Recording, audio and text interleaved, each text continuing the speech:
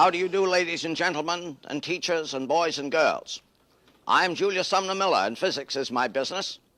And my special business today is entitled Electrostatic Phenomena, Foundations of Electricity. The experiments I will do are absolutely trivial in their nature, but absolutely profound in their meaning. Consider the following. In the 5th century BC, a Greek by the name of Thales made an utterance of this sort. If amber is rubbed, it acquires the property of attracting unto itself light bits of straw and dust. And would you believe it, this was the beginning of all that we have in electricity and magnetism. As an illustration of it, here I have a hard rubber rod. I am handling it so that it is, as we say, electrostatically neutral. No excess charge of any sort. Identical numbers of positive and negative electricity. I approach it to some cork dust. I approach it, and we see nothing happen. Nothing. Nothing. Now that nothing is a very significant thing. Indeed, when experiments reveal nothing happening, they are often regarded as failures. But I must remind you, a classic in our history, when at the turn of this century, Michelson and Morley did a famous experiment on the so-called ether drift. The results they got were nil, and they thought the experiment failed. But the genius Einstein took a hold of that so-called failure, and out of that was born relativity. So let's go back. The rod is electrostatically neutral. There is no interaction between the rod and the cork dust. Now I am going to do something. Trivial, really. Piece of fur. The rod has acquired astonishing electrostatic properties. Watch it now. Watch it. I approach it to the cork dust. Ho, ho, ho, ho! Cork dust is gathered. And if we can look closely, very closely, we see an astonishing thing. Let me point out on the blackboard, on my writing board, what we really have seen. There is the rod. There is some cork dust. The rod did nothing to the cork dust in the beginning. Then I charged the rod. By the mechanical action, I separated charges. So the rod has, by definition on it, a negative charge. And you notice I'm making many negative charges on the sharp point. Very significant. Charge density is greatest at sharp points, and we shall later learn that's why Benjamin Franklin suggested pointed rods for lightning arrestors. Now what happened? Some of the cork dust got pulled up by actions I will not trouble you with here. So here's the cork dust on the rod. Then after a moment, what did we see? We saw the cork dust jump away. Jump away. That's the significant thing in two parts. One, it was first attracted to the rod. Two, after a moment, it jumped away. I'll not annoy you with any discourse on the physics. This you can explore in the classroom. Consider now a comb, electrostatically neutral. Let me bring it near some paper, little bits of paper, some confetti. And we see nothing happens, nothing. Now, let me rub that comb through my hair. Mad physicist's hair.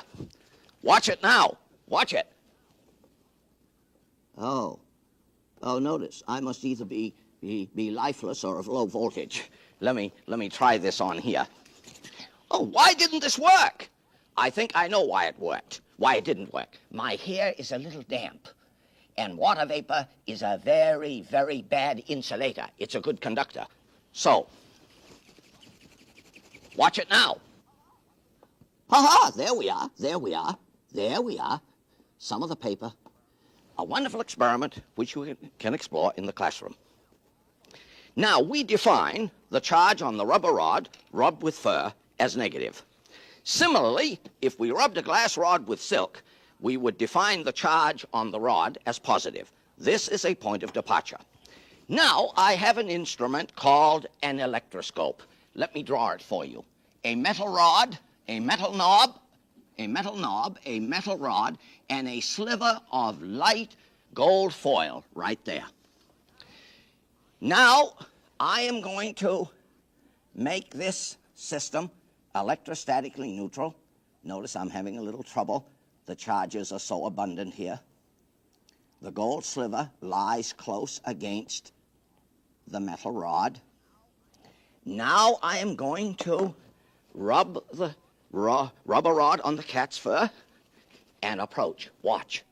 Watch. Ho, ho, ho, ho. I'm going to turn this. I think this will show better here. There it is. There it is.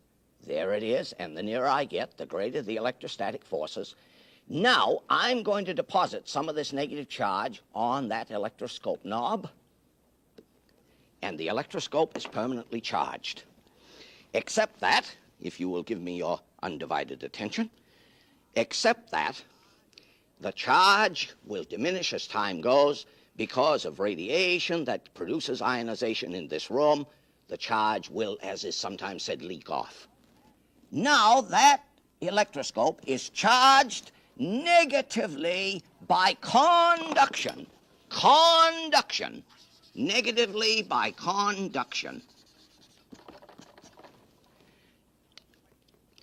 Question, what can I do with it? I can determine the nature of an unknown charge. I don't know what the charge is on this comb, but watch what the electroscope does. Watch it. The leaf diverges further, and by a little analysis, I could decide what the charge on the comb is. Now, I have charged, oh, notice, this is amazing. I am excessively charged myself, which means that I am now high voltage. Oh, that's a good one, isn't it? High voltage. I have discharged the electroscope again. Remember, when I made contact, I said that the electroscope was charged by conduction. Now I'm going to charge it another way. Watch. Watch. Rubber rod, negative. I'm going to bring the rod near the knob. The leaf diverges. The leaf diverges. I'm not making any connection. Now I am going to ground the electroscope. The leaf collapsed. Pretty nearly. Now I'm going to take my hand away. Now I'm going to take the rod away. And you see that the electroscope is substantially charged, and the charging this time is by induction. And I'm going to tell you, for your own edification, that when I charged the electroscope by conduction with a negative rod, it had a negative charge on it.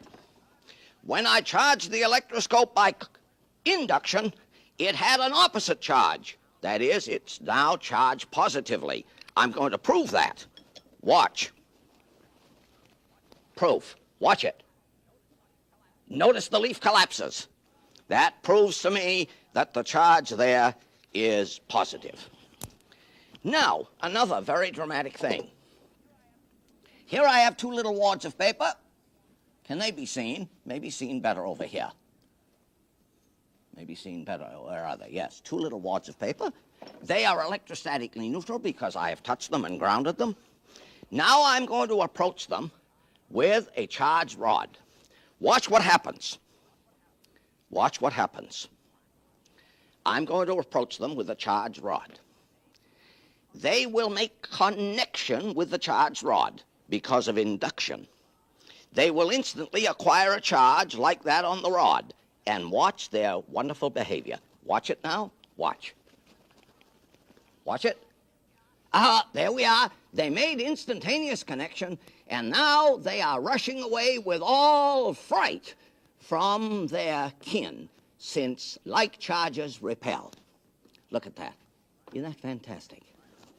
All right. Now, I have shown you how to charge an electroscope by conduction, how to charge an electroscope by induction, and the wonderful behavior of charges plus and minus, or positive and negative. Question. In a lightning storm, charge arises in great abundance on clouds and on the earth.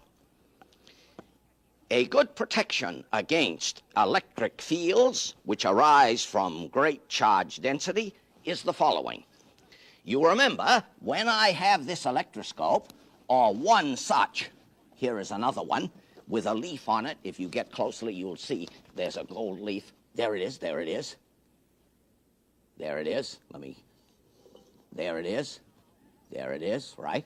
Now, that electroscope suffers the influence of this electric field produced by this charged rod. How can I protect it from these stray fields? Answer. Here is a wire cage just made of window screening. I have put an electroscope in here, and it matters not how intense the electric fields outside, the region inside would be a field free, and hence, where would be the safest place in a lightning storm? In a steel railroad car, or some such. Something for you to think about. Now, another dramatic experiment to show you the enormous forces that arise when bodies are charged. Here I have a slab of wood. It could be as big as a 2x4, or a 6x8, or a 12x20, and 100 feet long. I have set it nicely in balance on a watch glass. Piece of dry wood, so that it's free to move in a horizontal plane. Now, what would I do? I am going to charge the end of this stick in such a manner. Somebody says he looks like a mad physicist. Yeah, sure. I am doing some work and thus separating electric charges so that the wood now has on its surface one kind of charge and the fur the opposite kind. Now I'm balancing it again, and I'm hoping, of course, that the wood is a poor conductor. Otherwise, I would have grounded it by handling it. Now I'm going to charge the metal, the rubber rod, and watch. Watch. Watch closely. Oh, somebody says it ain't turning, which I had expected it to do. Why? The experiment failed. No, you know I'd blow my stack with that refrain. It did not fail. Apparently friction is too great here, and the electric force is too small. But I urge you to try it. It is very dramatic. A 2x4 can be moved by the strength of the electric field produced by a charged rubber rod. So, coming back to our beginning, all I have done is rub some stuff with some stuff, and thus giving rise to a separation of charges, and thus the foundations of all electrical phenomena, which makes everything we have today possible. Merely these charges arising from the confluence of different materials. And so I thank you for your attention, and I shall return another day.